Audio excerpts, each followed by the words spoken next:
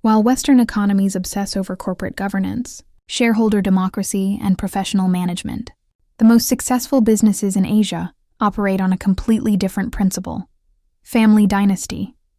From Samsung in Korea to the Tata Group in India, from Hong Kong's property tycoons to Indonesia's conglomerates, Asian economies are dominated by families who've held power for generations, passing businesses from father to son like medieval kingdoms. These aren't just wealthy families, they're economic empires that control more capital, employ more people, and wield more influence than most governments. And unlike Western corporations that rise and fall within decades, these Asian dynasties have survived wars, revolutions, financial crises, and regime changes while only growing stronger.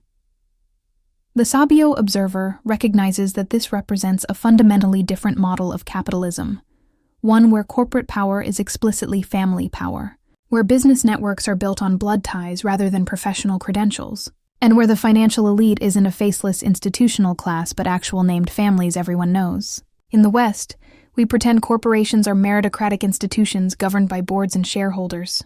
In Asia, they drop the pretense. The Lee family runs Samsung, period. The Ambani family controls Reliance Industries, full stop. These families don't just own significant shares. They structure their empires through complex layers of holding companies specifically designed to maintain absolute control, even when they own minority stakes. It's dynastic capitalism operating in plain sight. And it's built some of the most successful economies on Earth. And here's what makes this model fascinating from a debt system perspective.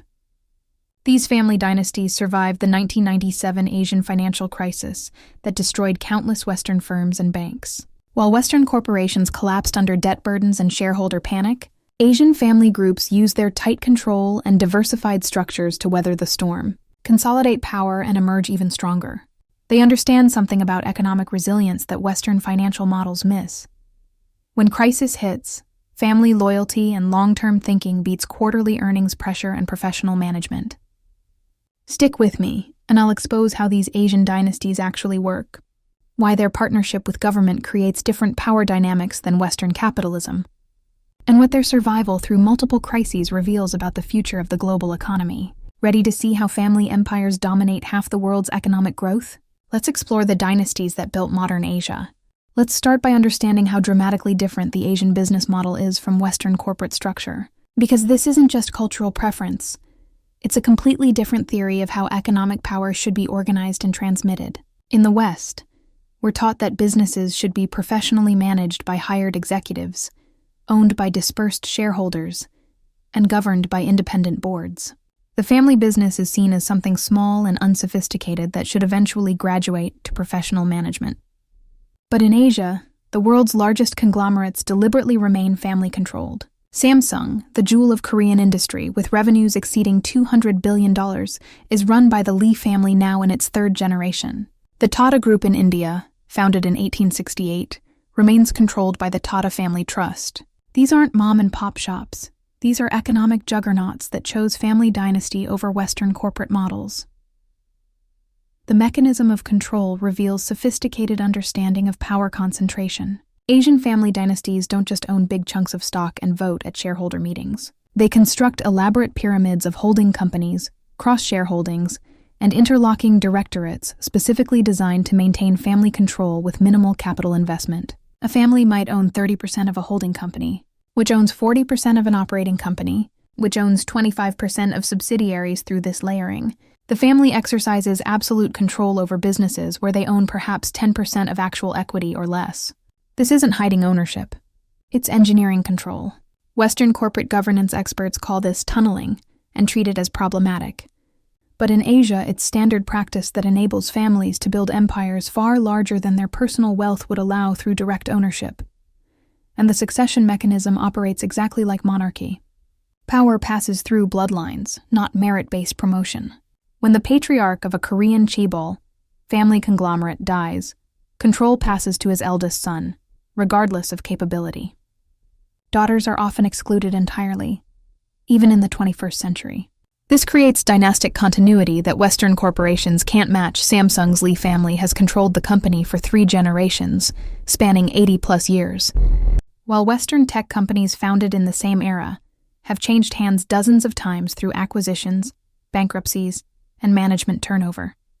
The family model provides stability because everyone in the dynasty understands that betraying the family means losing everything. Employees aren't just working for a corporation. They're serving a family that could employ their grandchildren. This creates loyalty and long-term thinking that quarterly earnings-focused Western firms struggle to generate. But the real power of Asian dynasties comes from their unique relationship with government.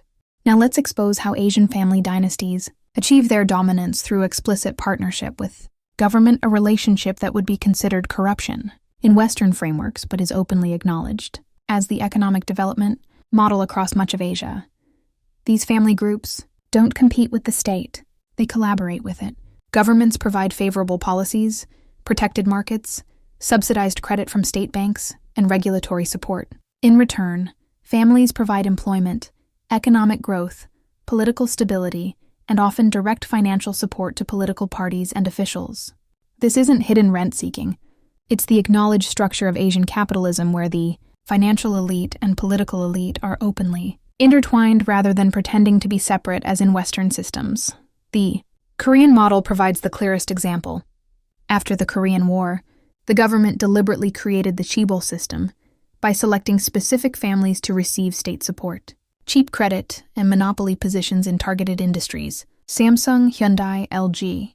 These weren't market winners who emerged through competition. They were state-backed champions chosen by government planners and given the resources to dominate their sectors. The families who received this support became fantastically wealthy, but they remained dependent on government favor, creating a symbiotic relationship where neither can fully control the other. When South Korea needed to develop shipbuilding, the government told Hyundai to build ships and provided the financing. When semiconductors became strategic, Samsung was directed to enter the industry with state backing. This model of state-directed family capitalism built South Korea from war-devastated poverty to the world's 10th largest economy in 2 generations. But this partnership creates power dynamics that fundamentally differ from Western capitalism's theory of how the economic system should work. In the West, we pretend that government and business are separate spheres with market competition determining winners. In Asia, everyone knows that government support determines success, and that family dynasties provide the structure through which that support flows. This creates different corruption than Western systems, not hidden lobbying and regulatory capture, but open recognition that major business decisions are made through negotiation between families and government officials. When an Asian dynasty faces financial trouble, government-connected banks provide bailouts not as emergency measures, but as expected support for a family that's part of the national economic strategy. This explains why debt crisis in Asian contexts looks different than in Western ones. Family groups can restructure their massive debts through government-brokered deals that would be impossible for Western corporations facing hostile creditors and shareholder lawsuits. And this difference proved critical during the greatest test these dynasties faced. Let's examine how Asian family dynasties proved their model's strength during the 1997 Asian financial crisis, a crisis that should have destroyed them according to Western economic theory, but instead demonstrated why family control and long-term thinking beats short-term financial optimization. When the crisis hit, triggered by currency speculation and debt bubbles, Western economists predicted that Asia's family-controlled conglomerates would collapse because they violated every principle of modern corporate governance.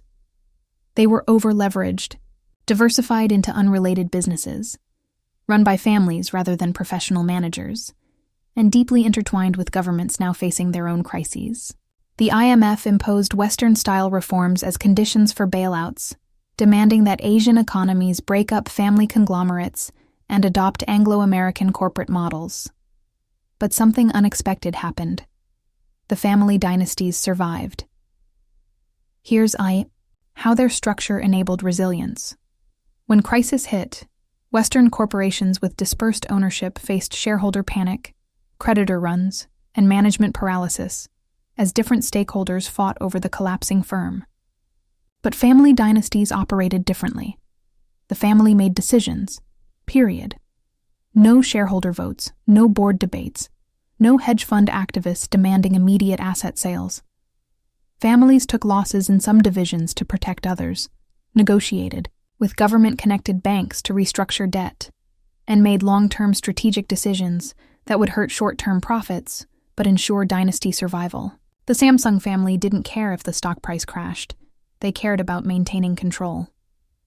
The diversification that Western experts criticized as inefficient actually provided resilience when semiconductors collapsed. The Dynasties' food, division and life insurance businesses generated cash flow to survive the storm. When construction froze, their trading companies and service businesses kept the group alive, and the crisis actually strengthened the dominant families through consolidation. Weaker family groups and Western competitors collapsed or fled the market, leaving the surviving dynasties to acquire assets at crisis prices. After 1997, the major Korean chaebols controlled even larger shares of the Korean economy than before. Indonesia's Salim Group lost some assets, but maintained its core empire and rebuilt. The Hong Kong property dynasties weathered the storm and emerged controlling even more of the city's real estate. This pattern of crisis survival contradicts Western theory about efficient markets and professional management, but it reveals something crucial about power in the modern economy. Concentrated family control, long-term thinking, government partnership, and willingness to accept short-term pain for dynasty preservation can beat quarterly earnings pressure and shareholder maximization when crisis hits. The wealth gap in Asian economies is even more extreme than in the West, because these family dynasties have held and grown their power across generations, while Western wealthy families typically lose control within 3 generations through dispersed inheritance and professional management. The Asian model is more honest about capitalism's reality. It's always been about family dynasty and state power. The West just pretends it isn't. So there you have it. Asian family dynasties exposed as an alternative model of capitalism that openly embraces what Western systems deny, that economic power is dynastic power, that corporate control is family control, and that government partnership rather than market competition determines who wins. These families structure their empires to maintain control with minimal ownership. They partner explicitly with the state for mutual benefit, and they survive crises through concentrated power and long-term thinking that Western corporations can't match. This isn't a historical curiosity. These dynasties control much of the world's fastest-growing economies and are expanding globally. The question for you is, what does this reveal about the global economy and where power really lies? Are Western systems actually more meritocratic, or do they just hide their dynasties better behind institutional structures and professional managers? The financial elite in the West certainly operates across generations through family offices, trust funds, and inherited wealth, but they disguise it as individual achievement and market success. Asian families are just more honest about dynastic capitalism. And as economic uncertainty grows and the next financial crisis approaches, which model will prove more resilient? Dispersed Western corporate ownership vulnerable to shareholder panic, or concentrated Asian family control that can take losses and think generationally? Here's what I need you to do. Research who actually controls the major corporations in your country. Look past the CEO names and professional management to the actual ownership structures. In Western firms, you'll often find institutional investors, private equity, and families hiding behind layers of corporate structure. In Asian firms, you'll find open dynastic control. Ask yourself, which system is more honest? Which is more resilient?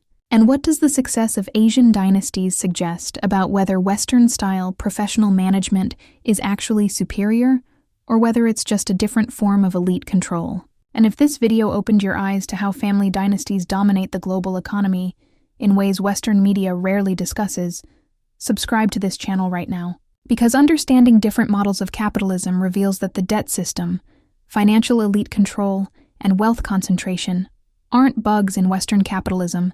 They're features of capitalism everywhere. The only question is whether power is exercised openly through families or hidden behind corporate structures. The dynasty model is coming back even in the West as wealth concentrates into fewer hands. Understanding how Asian families built and maintained economic empires prepares you for what's coming globally.